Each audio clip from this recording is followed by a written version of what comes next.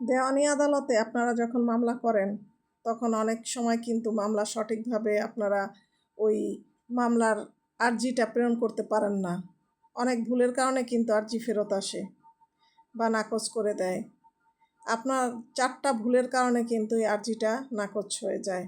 প্রথমত ভুল হচ্ছে যদি মামলার যে কারণটা সেটাই যদি উল্লেখ না করেন, সেই ক্ষেত্রে নাকচ হতে পারে।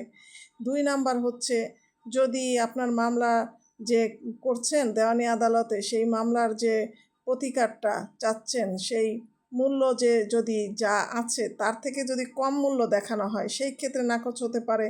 3 নাম্বার হচ্ছে আপনার যদি স্ট্যাম্প যেই পরিমাণে দরকার সেই পরিমাণে স্ট্যাম্প দিলেন না, আপনি কম পরিমাণে স্ট্যাম্প দিচ্ছেন, সেই কারণে নাকচ হতে পারে।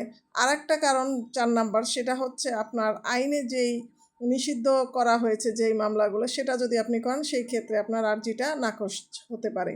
ধন্যবাদ।